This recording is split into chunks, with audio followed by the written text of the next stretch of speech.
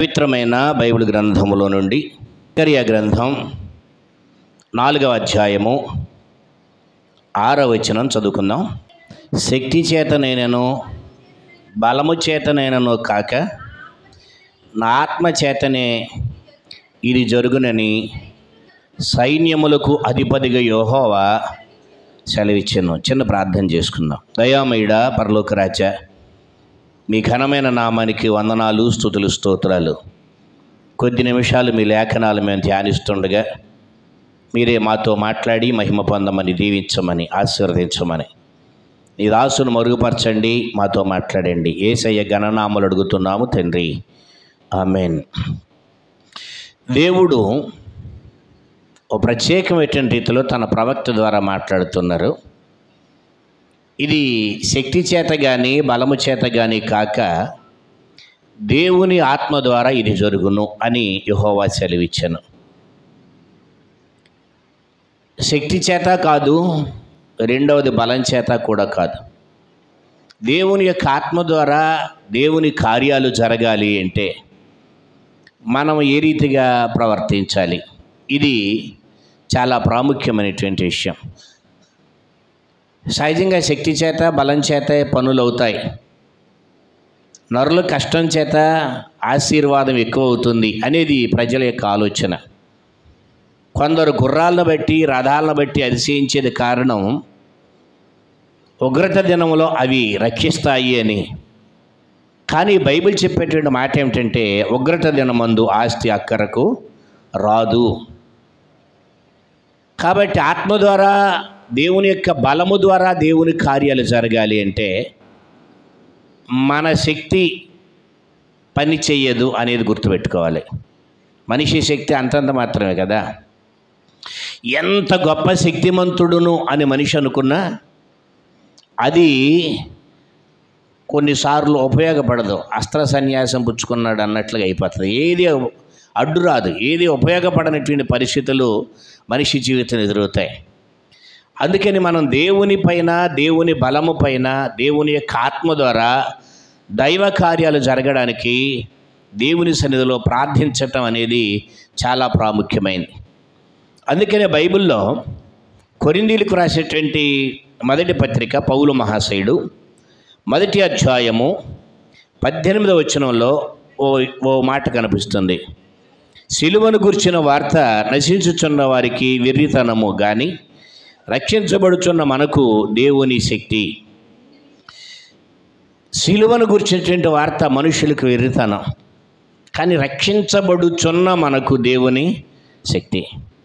చాలామంది ఇది శక్తి చేత బలము చేత కాక దేవుని ఆత్మ ద్వారా ఇది జరుగును అని దేవుడే సెలవిస్తే ఆత్మ ద్వారా జరగడానికి మనకు అవసరమైనటువంటి ఒక మాట, ఒక పేరుంది. అదే యేసుక్రీస్తు ప్రభు పేరు. యేసుక్రీస్తు ప్రభు వారు చేసేటువంటి శిలువ త్యాగం.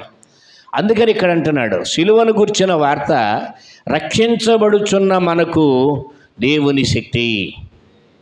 ఎవరైతే రక్షించబడాలి అని తీర్మానం కలిగి ఉంటారో, ఆయన విశ్వసిస్తారో, రక్షించబడతారో, రక్షించబడుచున్న వారికే దేవుని శక్తి గనక అయ్యుంటే రక్షించబడినటువంటి వారికి, బడిన వారికి మరింత శక్తి దేవుని యొక్క యేసుక్రీస్తు ప్రభు వారి యొక్క శిలువ త్యాగమే.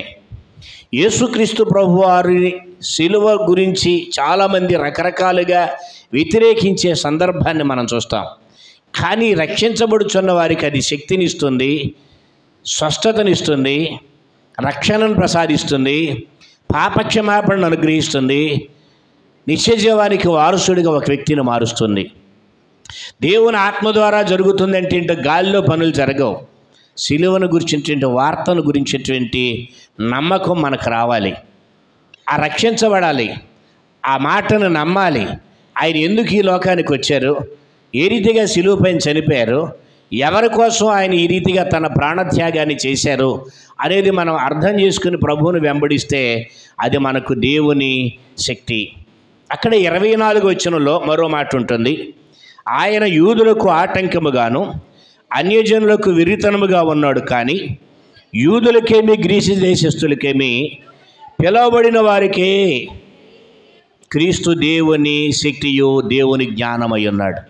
యేసుక్రీస్తు ప్రభు వారి యొక్క శిలువ ఒకటి దేవుని శక్తి, రక్షించబడుతున్న వారికి దేవుని గనక శక్తి గనక అయితే, రెండవ విషయం ఏమిటి అనేది ఆలోచన చేస్తే, పిలువబడిన వారికి యేసుక్రీస్తు ప్రభువారు నామం మనకట దేవుని శక్తి, దేవుని జ్ఞానము.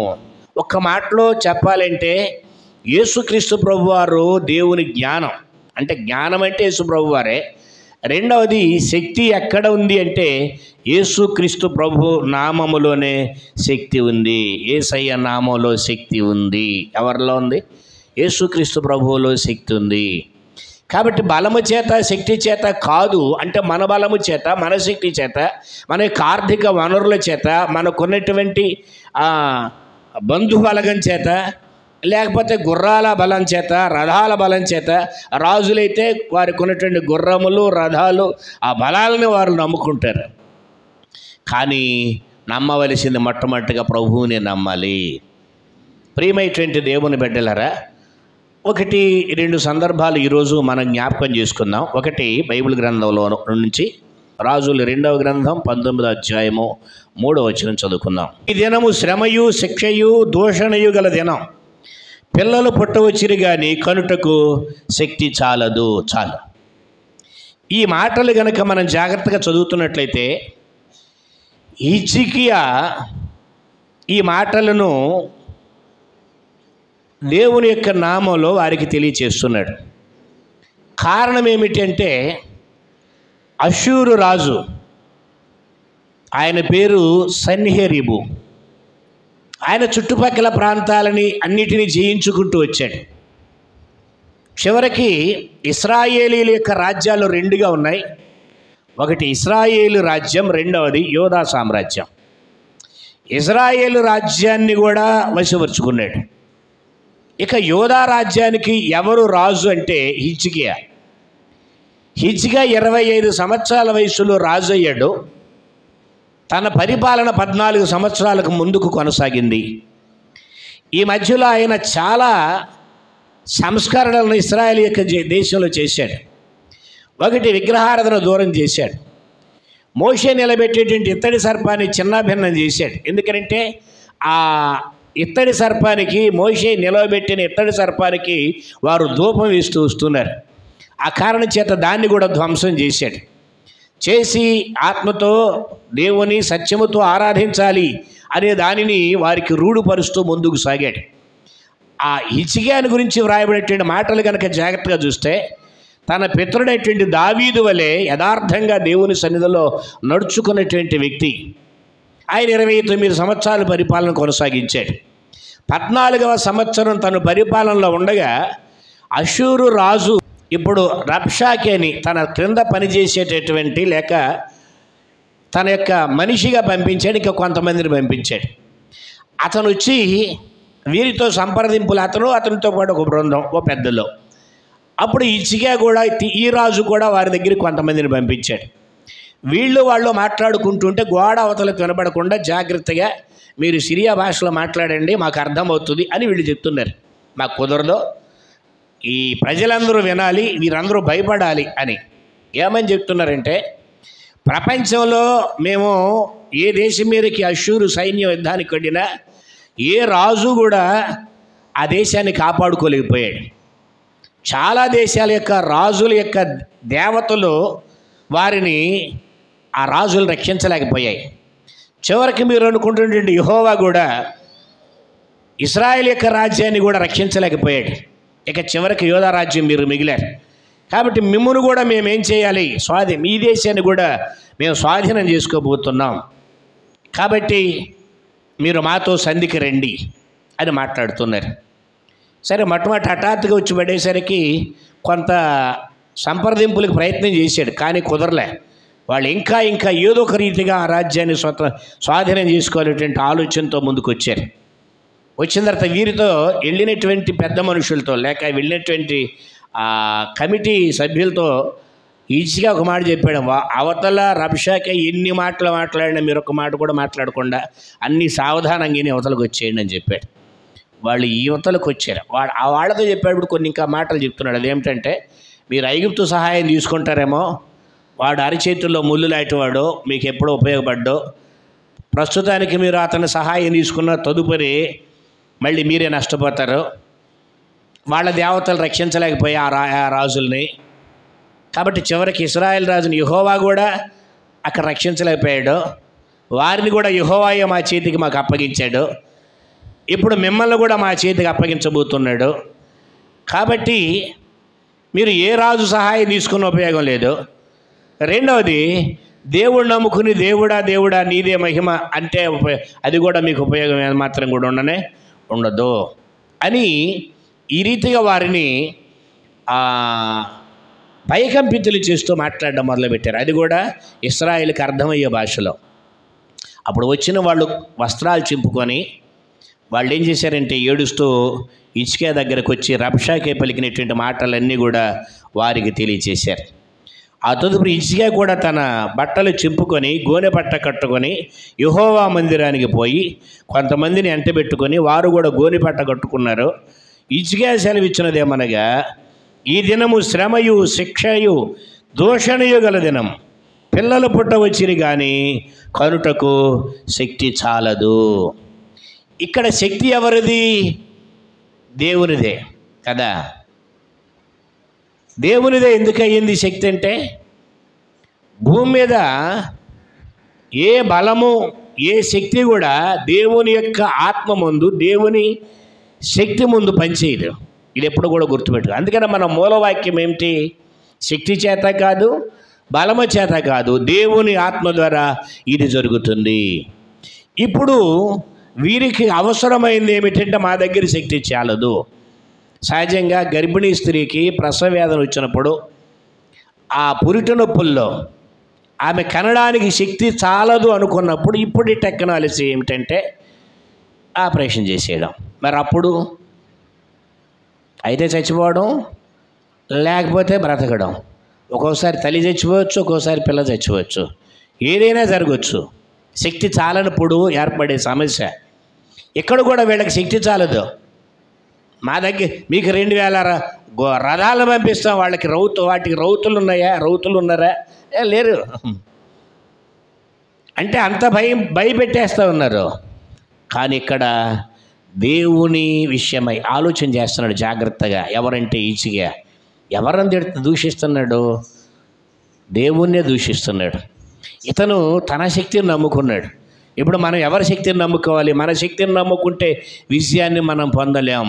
ఇప్పుడు మనం నమ్ముకోవాల్సింది దేవుని శక్తి. అది జీవితంలో ఎన్నోసార్లు మన శక్తిని నమ్ముకున్నప్పుడు మన జీవితంలో మనం ఫెయిల్ అయ్యాం. కానీ దేవుని శక్తిని నమ్మినప్పుడు మన జీవితాల్లో సక్సెస్ అవుతాం.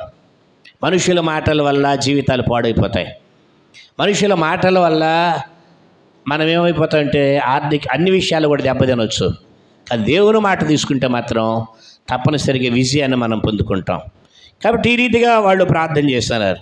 జీవము గల దేవుని దూషించుటకై అష్షూరు రాజైన తన యజమానుల చేత పంపబడిన రబ్షాకే పలికిన మాటలనియు నీ దేవుడైన యెహోవా ఒకవేళ ఆలకించి మీ దేవుడైన యెహోవాకు వినబడి ఉన్న ఆ మాటను బట్టి ఆయన అష్షూరు రాజును గద్దించునేమో. కాబట్టి నిలిచి శేషము కొరకు నీవు హెచ్చుగా ప్రార్థన చేయము. వీళ్ళందరూ ఎవరి దగ్గరికి వెళ్ళి చెప్తున్నారంటే, ప్రవక్త అయినటువంటి యెషయా దగ్గరికి వెళ్ళి ఈ మాటలు చెప్తున్నారు. ఈ రీతిగా వాళ్ళు ప్రార్థన చేస్తున్నారు. అతను చెప్పినటువంటి మాటలన్నీ కూడా ఇవన్నీ నిజమే.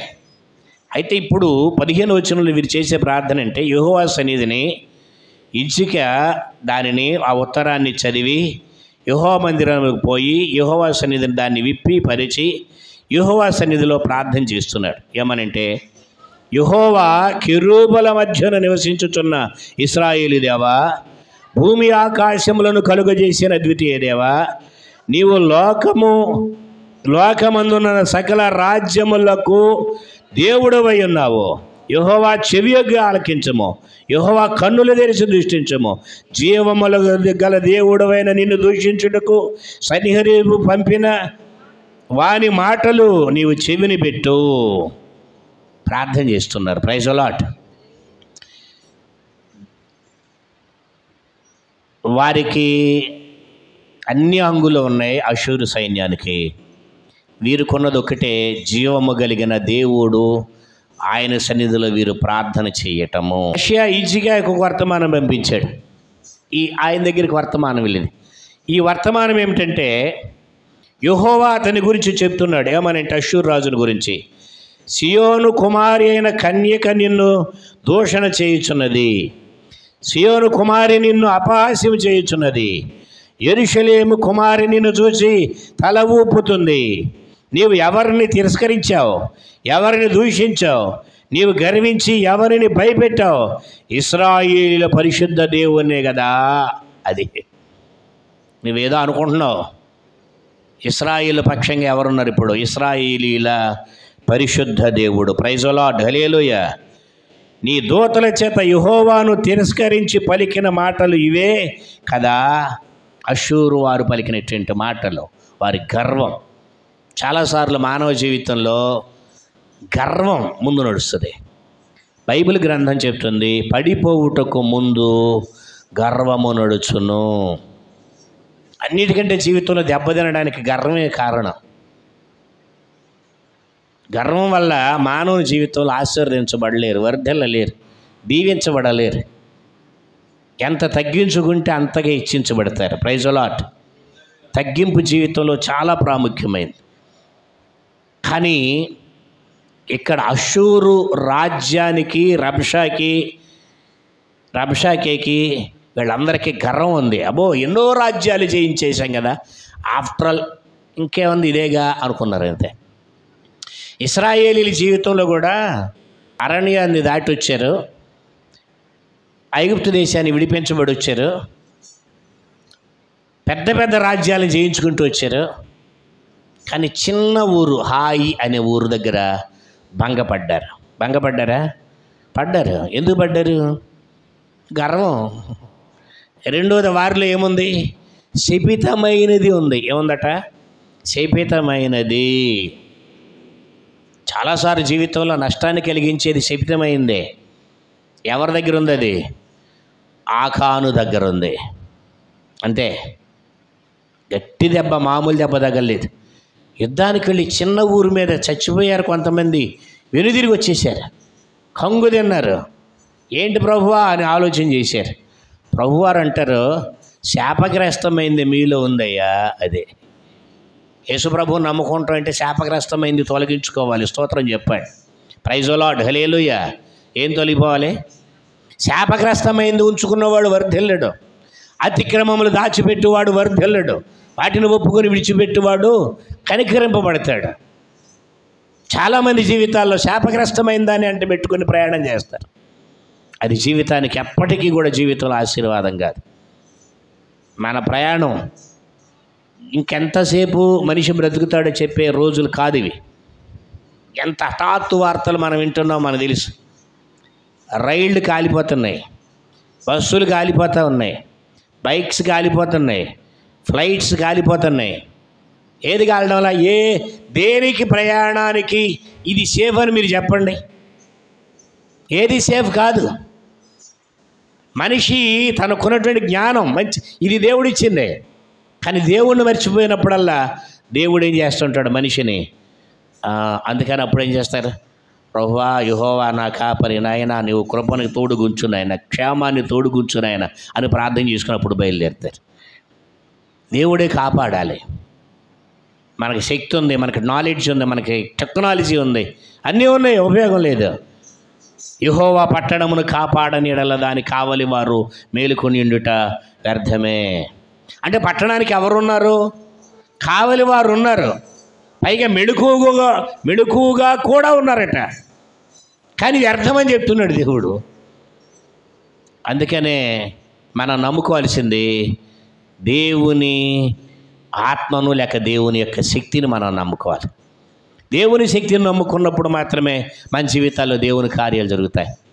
ఇప్పుడు యెషయా చెప్తున్నాడు, ఇదిగో నీ గర్వాన్ని బట్టి నీవు ఎట్లా గర్వించాట, నీవెవరిని భయపెట్టావు? ఇశ్రాయేలు పరిశుద్ధ దేవునే కదా. తర్వాత మీరు ఇంకొక వచనం చదవండి, ఇక్కడ 32వ వచనం చదవండి. కాబట్టి అశూరుగా రాజును గురించి యెహోవా సెలవిచ్చినదేమనగా, అతడు ఈ పట్టణంలోనికి రాడు, దాని మీద ఒక బాణమైనను ప్రయోగింపడు, ఒక కేడెమనైనను దానికి కనుపరచడు, దాని ఎదుట ముట్టడి దెబ్బ కట్టడు, ఆ పట్టణంలోనికి రాక తాను వచ్చిన మార్గమునే అతడు తిరిగిపోవును. ఏ దారిలో వచ్చాడో ఆ దారిలోనే ఏమైపోతాడ, తిరిగి వెళ్ళిపోతాడు. ఇది యెహోవా వాక్కు. ఎందుకు దేవుడు ఈ కార్యం చేస్తున్నారంటే, ఒకటి వారి గర్వాన్ని అణిచివేయడానికి, అషూరు రాజు యొక్క సన్హెరీబు యొక్క గర్వాన్ని అణిచివేయడానికి కార్యం చేస్తున్నాడు. రెండవది ఎందుకు చేస్తున్నాడంటే, వీరి సైన్య బలం మీద కానీ వీరు కొన్నటువంటి యుద్ధ సామాగ్రి మీద కానీ ఆధారపడక దేవుని యొక్క సన్నిధానంలో వీరు ఏం చేస్తున్నారు, ప్రార్థన చేస్తున్నారు గనక కార్యం చేస్తాడు. మూడవదిగా దేవుడు ఎందుకు ఈ కార్యాన్ని ఆయన చేయడానికి ఇష్టపడుతున్నాడంటే, అక్కడ కనుక మనం చూస్తున్నట్లయితే నా నిమిత్తమును అన్నాడు. అంటే దేవుడు తన మహిమ నిమిత్తమై తన ప్రజల పట్ల, తనను వేడుకునే వారి పట్ల ఆయన కార్యాన్ని జరిగిస్తారు. మూడవది. నాలుగవది చూసినట్లయితే నా సేవకుడైన దావీదు నిమిత్తము. ఎవరి నిమిత్తం అట? నా సేవకుడైన దావీదు నిమిత్తము నేనేం చేస్తాను, ఈ పట్టణాన్ని రక్షిస్తాను.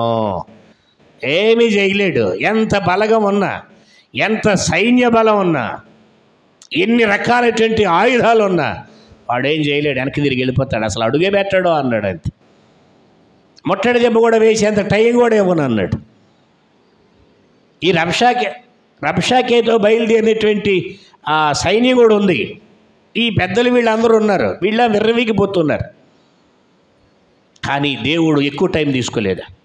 కొన్నిసార్లు ఎక్కువ టైం తీసుకోడండి. ఆ రాత్రి అని ఉంటుంది బైబిల్లో. అక్కడ ఎక్కడ ఉన్నది? ఆ రాత్రే. చదవండి మీరు అక్కడే 35వ వచనంలో.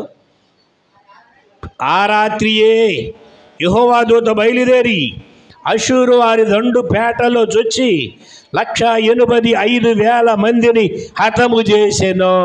ఎంతమంది చచ్చిపోయారట? 185,000 మందిని దూత చంపి అవతల పడేసింది. ఇశ్రాయేల్ సైన్యం అంత ఉందో లేదో నాకు తెలియదు, అంటే యూదుల సైన్యం, యోధా సైన్యం అంత ఉందో లేదో తెలియదు. కానీ అంతకంటే ఎక్కువ మందిని అవతల ఒక్క కోత కోసి వెళ్ళిపోయింది అంతే. దూత ఏం చేశానండి, ఒక్క కోత కోసింది అంతే. తలలో మండాలి, ఎక్కడ బండియో తెలియదు, అసలు ఎట్లా చచ్చిపోయారో తెలియదు. ప్రొద్దున్నే లేచి చూసేసరికి వారందరూ కూడా ఎట్లా ఉన్నారట, మృత కళేబరములయుండిరి. వెంటనే అషూరు రాజు సన్హెరీబు తిరిగిపోయి నేనే పట్టణానికి వెళ్ళిపోయి అక్కడ నివసించిన తరువాత అతడు నిస్రోకు, అంతే కదా, నిస్రోకు అను తన దేవత మందిరములో మ్రొక్కుచుండగా అతని కుమారులు వచ్చి అతన్ని ఏం చేశారట, ఖడ్గములతో చంపేశారు. అబ్బో, రాజ్యం కోసం ఎన్నో రకాలైనటువంటి తంతులు మనం చూస్తాం. మనం ప్రస్తుత రాజకీయాలు ఎన్నో చూస్తున్నాం. ఆ రోజుల్లో సొంత తండ్రినే కొడుకులు చంపవతలు పడేశారంతే. ఇంకో కొడుకు రాజు అయ్యాడు.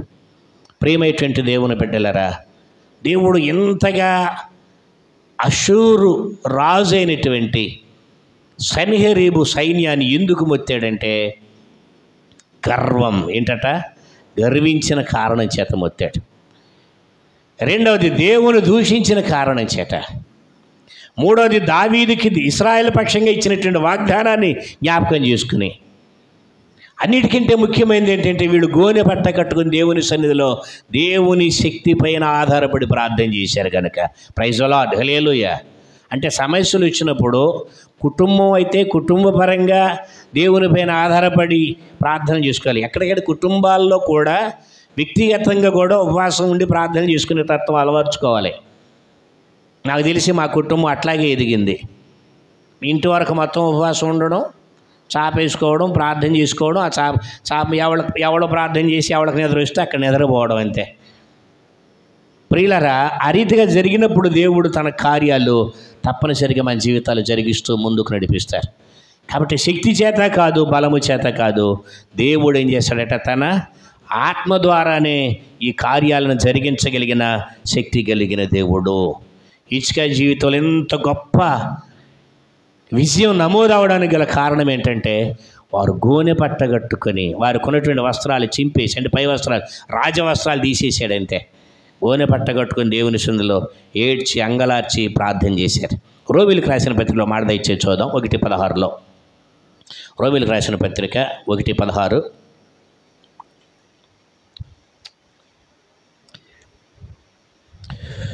సువార్తను గురించి నేను సిగ్గుపడేవాడను కాను, ఏలైగా ప్రతివానికి మొదట యూదునికిని గ్రీసు దేశస్థును కూడా రక్షణ కలుగజేయుటకు అది దేవుని శక్తి అయ్యున్నది. దేవుని శక్తి ఏంటది? సువార్త. యేసుక్రీస్తుని గురించిన సువార్త. మొదటిగా మనం సిలువను గురించిన వార్త అని చదివాం. రెండవది పిలువబడిన వారికి దేవుని శక్తి అని చదివాం. మూడవది ఈ సువార్తను నేను ఎట్టి పరిస్థితుల్లో కూడా చెప్పడానికి ప్రకటించడానికి సిగ్గుపడను. పౌలు అంటున్నాడు రోమీలకు రాస్తూ ఈ పత్రిక, నేను సువార్తల గురించి నేను సిగ్గుపడను.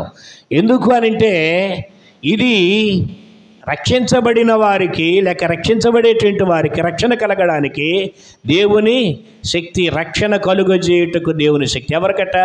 గ్రీసు దేశస్థునికి, యూదునికి, ఎవరికైనప్పటికీ కూడా, యూదులకైనా, అన్యులకైనా, గ్రీసు దేశస్థులకైనా, ఇంకెవరికైనా, తెలివి గలవాడికైనా, తెలివి లేనివాడికైనా, డబ్బున్నవాడికైనా, డబ్బు లేని వాడికైనా, చదువున్నవాడికైనా, చదువు లేని వాడికైనా, ఎవరికైనప్పటికీ కూడా దేవుని శక్తి సువార్తలో ఉంది. సువార్త ప్రకటించబడుతున్నప్పుడు దేవుడు తన కార్యాన్ని జరిగిస్తుంటారు. వినాలి, హృదయంలోకి దేవుని సువార్త వెళ్ళనివ్వాలి. అప్పుడు సువార్త తన పని మన హృదయంలో జరిగిస్తుంది. ఏదో యథాలాభంగా ఆదివారం క్రైస్తవులం వచ్చాం, విన్నాం, వెళ్ళిపోయాం, ఎప్పుడు ముగిస్తారా పాస్టర్ గారు వెళ్ళిపోదాం అనుకుంటే మన హృదయాల్లో దేవుని కార్యం జరగదు. దేవుని కార్యం జరగాలంటే తప్పనిసరిగా మనం ఏం చేయాలి? స్వార్థన. మన ప్రాంతంలోనే బోర్లు ఉంటాయి కదా, ఆ బోర్లు డైరెక్ట్గా నీరు వస్తుందా, మధ్యలో బండలు తగులుతున్నాయా? బోర్లు వేసే వాళ్ళు తెలుస్తుంది, 70 అడుగుల లోతులో బండ తగులుతుంది, దాన్ని కోసుకుంటూ వెళతారు. మళ్ళీ 90 తర్వాత ఎక్కడో మళ్ళీ బండ తగులుతుంది, దాన్ని కూడా కోసుకుని కిందకి వెళతారు. అక్కడికి వెళ్ళిన తర్వాత అక్కడ మంచి ఇసుక బొర్ర ఉంటుంది, అక్కడి నుంచి ఊటలు బయటకు వస్తాయి. అంతే. కొన్ని బండలు పగలాలి, పగిలితే దేవుని కార్యాలు ఆరంభమవుతాయి. ప్రైజ్ ది లార్డ్, హల్లెలూయా. పై నీరైతే అంత ఇక్కడ ఊటలే కనపడతాయి, అంత ఉప్పుగా ఉంటాయి. లోతుకి వెళితే మంచి ఊటలు దొరుకుతాయి. Praise the Lord. కాబట్టి బండలు బ్రద్దలు కొట్టబడాలంటే తప్పనిసరిగా దేవుని శక్తి, బండలను బ్రద్దలు కొట్టే శక్తి దేవుని యొక్క వాక్యానికి, సువార్తకుంది. సిలువను గుర్చేటువంటి వార్తకుంది. దేవుని సన్నిధిలో ఎంతమంది అయితే పిలువబడుతున్నారో వారందరి పట్ల కూడా దేవుడు తన గొప్ప కార్యాన్ని తన ప్రజల పక్షంగా ఆయన ఈ రీతిగా జరిగిస్తారు. ప్రైజ్ ది లార్డ్, హల్లెలూయా. కాబట్టి బలము చేత కాదు, శక్తి చేత కాదు, దేవుని ఆత్మ ద్వారా ఇది జరుగుతుంది. కొన్ని మాటలు బైబిల్ గ్రంథంలోంచి మనం జ్ఞాపకం చేసుకుందాం. చూడండి, అపోస్తుల కార్యాల గ్రంథం 3వ అధ్యాయం 12వ వచనం. అపోస్తుల కార్యాలు 3:12. పేతురు యోహానుల జీవితంలో దేవుడు చేసేటో కార్యాన్ని మనం ఈ సమయంలో జ్ఞాపకం చేసుకుందాం.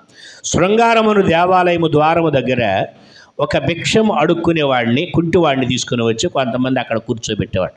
ఆ దేవాలయానికి వెళ్ళేవారి దగ్గర, వచ్చేవారి దగ్గర అతను ఏం చేస్తుండేవాడంటే భిక్షాటన చేస్తూ ఉండేవాడు.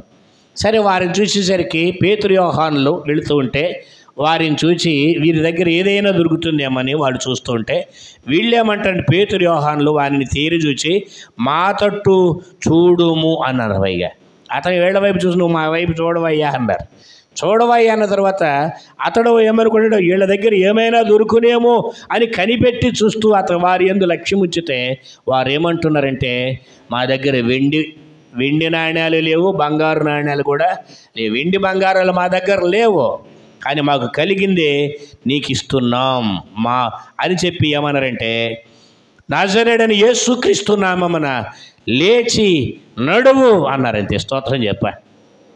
ఎప్పుడైతే ఆ మాట అన్నారో అతను దిగ్గున లేచాడు. వాని పాదములు, చీలమండలు అన్నీ కూడా సడలినాయి. బలాన్ని పుంజుకున్నాడు. శక్తితో లేచి, దిగ్గున లేచి నడుస్తూ, గంతులు వేస్తూ, దేవుని స్తుతిస్తూ దేవాలయంలోకి వెళ్ళాడు. అందరూ ఆశ్చర్యపోతున్నారు, అందరూ దేవుని మహింపరుస్తున్నారు, అందరూ వీళ్ళ వైపు చూస్తున్నారు. అప్పుడు పేతురు యోహానులు ఏమంటున్నారంటే మనకు కావలసినటువంటి వచనం 12వ వచనం. పేతురు దీన్ని చూచి ప్రజలతో ఇట్లనేనం, ఇశ్రాయేలీయులారా, మీరు వీని విషయమై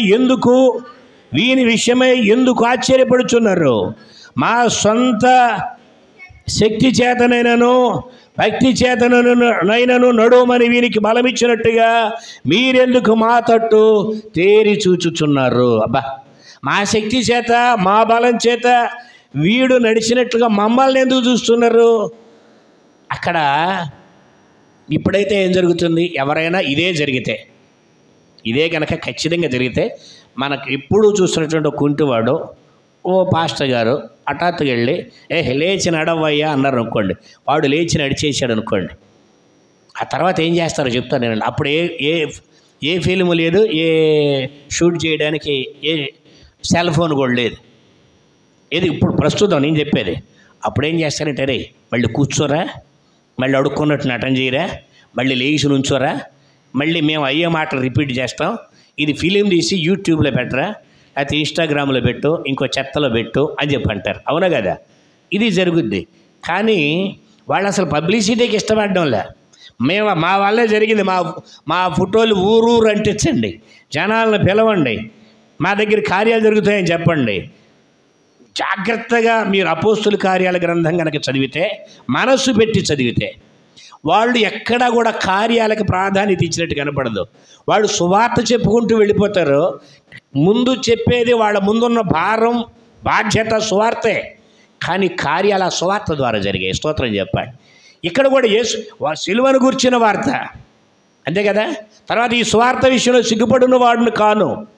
ఇక్కడ కనుక చూసినట్లయితే నజరేయుడైన యేసుక్రీస్తు నామమున లేచినాడు. పేరెవరిది?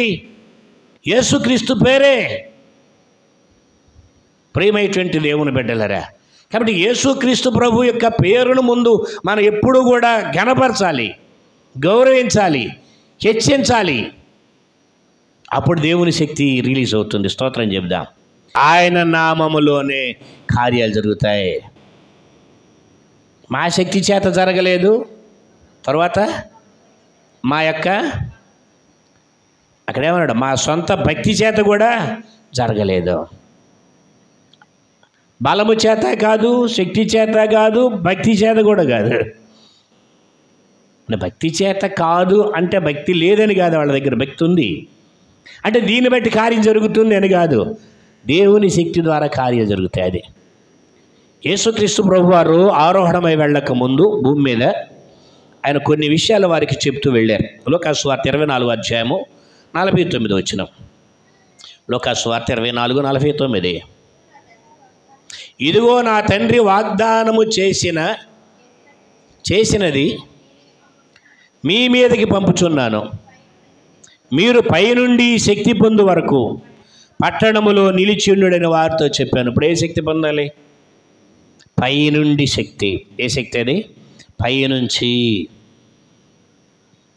దేవుడి యేసుక్రీస్తు ప్రభు వారు ఈ రీతిగా చెప్పి వారిలోంచి ప్రత్యేకించబడి పరలోకానికి ఆరోహణమై వెళ్ళిపోయారు. వారు అక్కడి నుంచి ఏం చేశారట? దేవాలయములో కూడుకొని యెరూషలేముకి తిరిగి వెళ్ళి దేవాలయములో ఉండి దేవునికి స్తోత్రం చేశారు. తర్వాత ఒక మేడగదిలోనికి వెళ్ళి అక్కడ ఏం చేస్తున్నారు? దేవునికి ప్రార్థనలు చేస్తున్నారు. అప్పుడు పైనుండి శక్తి వారి మీదకి దిగి వచ్చింది. స్తోత్రం చెప్పాడు. ఎక్కడి నుంచి దిగి వచ్చింది? ఇప్పుడు పైనుండి శక్తి వచ్చింది. Praise the lord. పెంతెకొస్తు పండుగ దినము వచ్చినప్పుడు అపోస్తుల కార్యాల గ్రంథం 2వ అధ్యాయము, వారందరూ ఒక చోట కూడి ఉండి ప్రార్థన చేస్తున్నారు. వేగముగా వీచు బలమైన గాలి వెంట ఒక ధ్వని ఆకాశము నుండి అకస్మాత్తుగా వారు కూర్చొని ఉన్న ఇల్లంతయు నిండెను. మరియు అగ్ని జ్వాలల వంటి నాలుకలు విభాగించబడినట్టు వారికి కనబడను. వారిలో ఒక్కొక్కరి మీద వారికి అందరూ పరిశుద్ధాత్మతో నిండిన వారే, ఆత్మ వారికి వాక్ శక్తి అనుగ్రహించిన కొలది. స్తోత్రం చెప్పండి. పైనుండి శక్తి పొందుకున్నారు. వారు పొందుకున్న శక్తి ఏ శక్తి రూపంలో కనబడుతుందంటే వాక్ శక్తి. ఈ వాక్ శక్తిలో ఏముంది? మొదటి నుంచి మనం అనుకుంటూ వస్తున్నటువంటి రీతిగా దేవుని ఆత్మ ద్వారా జరిగే కార్యం ఏమిటంటే సిలువను గూర్చిన వార్త, వాక్ శక్తి. ఆయన పిలిచిన పిలుపు వాక్ శక్తి. ఈ స్వార్థను గురించి నేను సిగ్గుపడువాడనో కాదు, నజరేయుడైన యేసుక్రీస్తు నామమున లేచి నడువు. ఇది వారికి ఉన్నటువంటి వాక్శక్తి. ప్రైజ్ ది లార్డ్, హల్లెలూయా. కాబట్టి ప్రియమైనటువంటి దేవుని బిడ్డలరా, సంఘం ఆరంభం అవడం కాదు, వేలకు వేలుగా సంఘం కూర్చబడడం మొదలైంది. ప్రైజ్ ది లార్డ్, హల్లెలూయా. ఈ శక్తి ఎక్కడి నుంచి వచ్చింది? మనుషుల దగ్గర నుంచి, పైనుంచి జీవితంలో ఏ విధమైన ఆశీర్వాదం పొందడానికైనా పైనుంచే రావాలి. స్తోత్రం చెప్పండి. భూమి మీద పంట, భూమిలోంచి మొక్క పైకి లెగాలంటే పైనుంచి క్రిందకి వర్షం కురవాలి, అవునా కదా? ఈ మొక్క పైకి ఎదగాలంటే పైనుంచికి వర్షమో మంచో కురవాలి, లేదా నదుల రూపంలో ప్రవహించాలి. పైనుంచి పడిన వర్షమే. కాబట్టి ఈ రీతిగా పైనుంచి శక్తి. మనం ఆహారం తినాలంటే పైనుండి దేవుని యొక్క ఆశీర్వాదం కుమ్మరించబడితే తప్ప ఏం లేదు. అందుకనే ప్రభు చెప్తారు మలాకి గ్రంథంలో, మన వాక్య ప్రకారం జీవిస్తే ఆకాశ వాకిళ్ళు విప్పి పట్టజాలనంత విస్తారమైన దీవెనలు ఎక్కడి నుంచి వస్తాయి? పైనుంచే.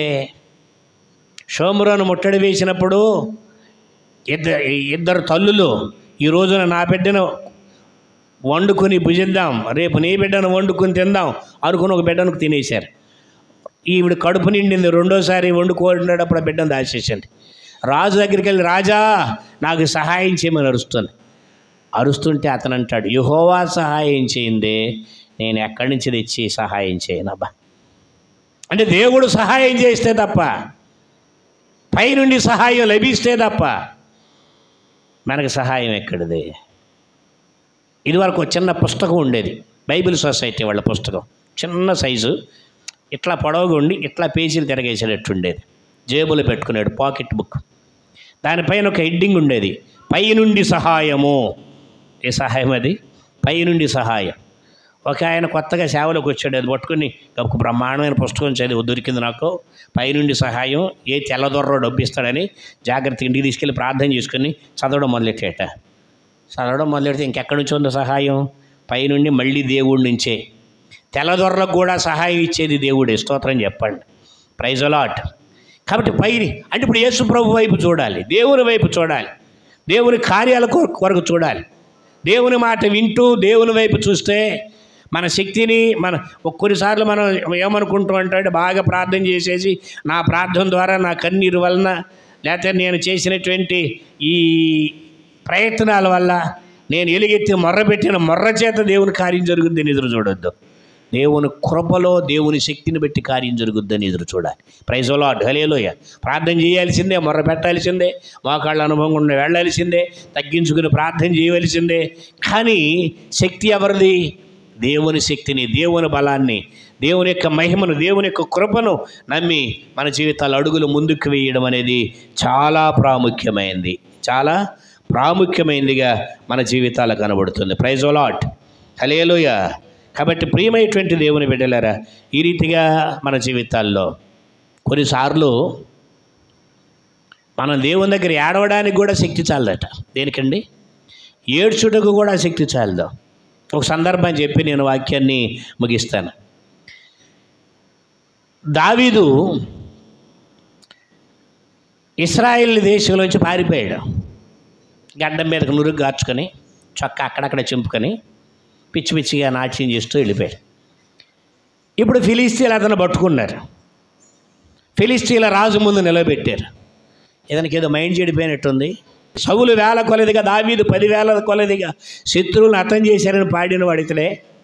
అయినప్పటికీ ఇతను కనుక మనకు అనుకూలంగా మరల్చుకోగలిగితే మనకి యుద్ధాల్లో విజయం వస్తుంది అనుకుని సిక్లగ్ ప్రాంతంలో ఇతను ఉండమని చెప్పి అక్కడ అవకాశం ఇచ్చారు. దావీదుకు చాలామంది అభిమానులు ఉన్నారు, వాళ్ళు కూడా దావీదుతో పాటు అక్కడికి వెళ్ళిపోయారు. వీళ్ళు దావీదు భార్య తరువాత పిల్లలు, ఇంకా వాళ్ళ పిల్లలు అందరూ కూడా అక్కడ సిక్లగ్ అనే ప్రాంతంలో ఉంటున్నారు. ఫిలిస్తీన్లు ఎక్కడ యుద్ధానికి వెళ్ళినా వీళ్ళని కూడా తీసుకుని వెళ్ళేవాళ్ళు. దావీదుని బట్టి వాళ్ళకు గొప్ప గొప్ప విజయాలు వచ్చాయి. ఆ కారణం చేత ఇప్పుడు వీళ్ళు మళ్ళీ తిరిగి ఇశ్రాయేల్ దేశం మీదకి యుద్ధానికి బయలుదేరారు. ఒరిజినల్గా దావీదు అక్కడ యుద్ధానికి వెళ్ళకూడదు, కానీ నమ్మకస్తుడు కనుక వాళ్ళతో పాటుగా బయలుదేరేసరికి ఆ ఫిలిస్తీన్ సర్దారులు రాజు దగ్గర కంప్లైంట్ ఇచ్చారు, ఇతను మాతో కూడా రావడానికి వీల్లేదు, ఇతను మామూలు వ్యక్తి కాదు. అక్కడికి వెళ్ళిన తర్వాత హఠాత్తుగా తన రాజుతో సమాధాన పడిపోవాల్సిన పరిస్థితి కనుక ఎదురైతే ఏ సందర్భంలో ఈ సమాధానపరచబడగలడు? శత్రువులు తలకాయలు నరికి తీసుకుని వెళ్ళడం ద్వారానే కదా. కాబట్టి అక్కడికి వెళ్ళిన మనమే తిరగబడి మన వాళ్ళ తలలు నరికి రాజుతో సమాధాన పడిపోతాడేమో, కాబట్టి ఇతను రావడానికి వీల్లేదు అన్నారు. సరే, అంతేకాకుండా దావీదు సౌలు 1000 కొలదిగా, దావీదు 10,000 కొలదిగా శత్రువులను హతం చేశారని కన్యకులు పాడి స్తుతించారు కదా, మరి ఆ వ్యక్తి కదా ఇతను, కాబట్టి రావడానికి వీల్లేదు అన్నారు. అప్పుడు ఆకీషు రాజు పిలిచిన ఆయన, దావీదు నువ్వు చాలా నమ్మకస్తుడు, నా దగ్గరకు వచ్చినప్పటి నుంచి నీలో నాకు ఏ దోషం కనబడలేదు, కాబట్టి వీళ్ళందరూ సర్దారులో అభ్యంతర పడుతున్నారు కాబట్టి నీవు తిరిగి వెళ్ళిపో అన్నారు. అక్కడికి 3 రోజులు ప్రయాణం చేసి యుద్ధ భూమిలోకి వెళ్ళారు. తిరిగి మళ్ళీ అక్కడికి బయలుదేరి వెళ్ళేసరికి నీ ముఖం దేవదూత ముఖంలా కనబడుతుంది, తిరిగి వెళ్ళిపోను ఆయన అని చెప్పి పంపించాడు. అతను తిరిగి ఓ రకంగా బాధపడాల్సింది లేదు. దేవుడే దావీదును ఆ యుద్ధంలోకి వెళ్లకుండా తెప్పించాడు. స్తోత్రం చెప్పాలి. కొన్నిసార్లు మనకు ఎదురయ్యే అవమానాలు, కొన్నిసార్లు మనకు ఎదురయ్యే ఆటంకాలు మనల్ని తప్పించడానికి అని గుర్తుపెట్టుకోవాలి. ప్రైజ్ లార్డ్, హల్లెలూయా. కాబట్టి ఈ రీతిగా ఎప్పుడైతే వెనక్కి తిరిగి వెళ్ళిపోయాడో అక్కడికి వచ్చేసరికి అమాలేకుల దక్షిణ భాగం మీద పడి, ఫిలిస్తీన్ల యొక్క దక్షిణ భాగం మీద పడి, సిగ్లగ్ ప్రాంతం మీద కూడా పడి, ఆ ప్రాంతాలన్నింటిని కాల్చేసి దోపుడు సొమ్ముగాన్నింటిని దోసేసుకుని దావీదు గుడారాలు, అక్కడ ఉన్నటువంటి ఆ గుడారాలు వేసుకున్నటువంటి టెంట్స్ అన్ని తగలబెట్టేసి వారికి ఉన్నటువంటి ఆస్తి అంతా దోచుకుని వారి భార్యలని, పిల్లలని, కుమారులు, కుమార్తెల్ని వాళ్ళందరూ కూడా తీసుకుని వెళ్ళిపోయారు, చెరగా పట్టుకుని తీసుకుపోయారు. వచ్చి వాళ్ళు చూసిన తర్వాత అక్కడ పరిస్థితి ఎంత దయనీయంగా ఉందంటే, బైబిల్ గ్రంథంలో సమూయేలు మొదటి గ్రంథం 30వ అధ్యాయం 3వ వచనం, దావీదును అతని జనులను పట్టణమునకు వచ్చి ఏంటంటే కాల్చబడి ఉండుటయు, తమ భార్యలను చెరలోనికి కొనిపోబడి ఉండుటయు చూచి ఏడ్చుటకు శక్తి లేనంతగా, అంటే శక్తి లేదక అంత బిగ్గరగా ఏడ్చారట. ఏడ్చారు. ఇంక ఏడవడానికి శక్తి మిగల్ల. ప్రియమైనటువంటి దేవుని బిడ్డలరా, జీవితంలో ఎన్నోసార్లు ఇటువంటి అనుభవాల గుండా కూడా వెళ్ళాలి. ఇటువంటి అనుభవాల గుండా కూడా. ఈరోజు నేను పోలుకొండ వెళ్ళిన తర్వాత ఒక వార్త విన్నా. అదేమిటంటే, తండ్రి ఏమో బాగా డ్రింకరు, కొడుకు 17 సంవత్సరాలు, సన్నగా సాగుగా చక్కగా ఉంటాడు. వాళ్ళ అమ్మ వెళ్ళేటప్పుడు ఇంట్లో మంచం మీద పడుకొని ఉన్నాడు, పనికి వెళ్ళేటప్పుడు. తిరిగి వచ్చేసరికి తలుపు లోపల బిగించుంది. తలుపు కొడితే తీయడం లేదు, పడుకున్నాడు కొడుకు అనుకుంటుంది. కిటికీలోంచి చూస్తే వేలాడుతున్నాడు. ఇప్పుడు ఆ తల్లి ఎట్లా ఏడుస్తుంది అంటే, ఏడవడానికి శక్తి లేదు కాదు, వెంటనే కోమాలోకి వెళ్ళిపోతుంది. డాక్టర్స్ ఏం చేయాలో అర్థం కాక చివరికి మత్తు బిళ్ళలు ఇవ్వడం మొదలెట్టారట. మళ్ళీ మత్తు ఇళ్ళిందా, మళ్ళీ కొడుక అంటుంది, ఏడుస్తుంది, మళ్ళీ విలపించేస్తుంది, తట్టుకోలేనంత సమస్యలోకి వెళ్ళిపోయింది. ఏడ్చుటకు ఆవిడ దగ్గర ఏం లేదు, శక్తి లేదు. కొన్నిసార్లు ఇటువంటి పరిస్థితులు గుండా కుటుంబాలు వెళ్తాయి. అన్నిటికీ ముఖ్యం ఏంటంటే, అట్లాంటి పరిస్థితులు రాకుండా ఉండడానికి మనం ప్రార్థన చేయాలి. అందుకని ప్రభు చెప్పారు, మీరు శోధనలో ప్రవేశించకుండానట్లుగా మెళకువగుండి ప్రార్థన చేయండి. అది ముందే ప్రార్థన డిపాజిట్లు ఉండాలి. మనకి డబ్బు బాగా అవసరమైంది. డబ్బు అవసరమైనప్పుడు డబ్బు ఎక్కడి నుంచి వస్తుంది? అవసరమైనప్పుడు డబ్బు రాదు. ముందే ఉపయోగించుకొని, జాగ్రత్త చేసుకొని, పొదుపు చేసుకొని, డిపాజిట్ చేసుకుంటే అవసరమైనప్పుడు అది మనకు ఉపయోగపడుతుంది. అట్లాగే ప్రార్థన డిపాజిట్ ఉండాలి. స్తోత్రం చెప్పండి. ఏముండాలి? ప్రార్థన డిపాజిట్ చేసుకుని ఉండాలి. అంతే. అదేం చేస్తుంటే నీ కష్టంలో నీకు అడ్డుపడుతుంది. డబ్బు ఎట్లా ఉపయోగపడుతుందో ప్రార్థన కూడా నీకు అట్లా ఉపయోగపడుతుంది. నువ్వు చేసే మేలులు కూడా అట్లాగే ఉపయోగపడతాయి. మీరు కావాలని చూసుకోండి. ఉరిదీయించడానికని అడిగి ఎవరు? ఆమాను మర్దకైన ఉరిదీయమని అడగడానికి వెళ్ళి ఉరిదీయడానికి బదులు ఊరేగించి వచ్చాడు. కారణం ఏంటంటే, ముందే రాజుగారి ప్రాణాన్ని తప్పించిన మేలు డిపాజిట్ చేసుకొని రెడీగా ఉన్నాడు. అంతే. అందుకే నేను చెప్తాను, మేలులు డిపాజిట్ చేసుకోండి. మంచిని డిపాజిట్ చేసుకోండి, ప్రార్థన డిపాజిట్ చేసుకోండి, డబ్బు కూడా డిపాజిట్ చేసుకోండి. అవి కష్టతరమైన పరిస్థితుల్లో అవి మనకు ఉపయోగపడతాయి.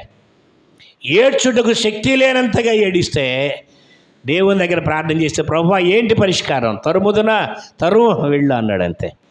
చివరికి గొప్ప విజయం వీరికి వచ్చింది. స్తోత్రం చెప్పాడు. ప్రైజ్ ది లార్డ్, హల్లెలూయా. కాబట్టి ప్రియమైనటువంటి దేవుని బిడ్డలారా, ఇప్పుడు జరిగిందేంటి? వీళ్ళ దోపుడు సొమ్మే కాదు, ఇంకా పరిసర ప్రాంతాల్లో దోచుకున్నది కూడా వీళ్ళు దోచుకుని తెచ్చుకున్నారు. అంతగా దేవుడు అతి తక్కువ మందితో గొప్ప విజయాన్ని ఇచ్చాడు. కాబట్టి శక్తి చేత కాదు, దేవుని ఆత్మ ద్వారా, లేక దేవుని శక్తి చేత, దేవుని బలం చేత, దేవుని మహిమ చేత, దేవుని కృప చేత కార్యాలు జరుగుతాయి. విశ్వసిద్దాం. భారాన్ని పూర్తిగా దేవుని పైన ఉంచి ముందుకు సాగుదాం. అట్టి కృప ప్రభు మనకు అనుగ్రహించునుగాక. ఆమేన్.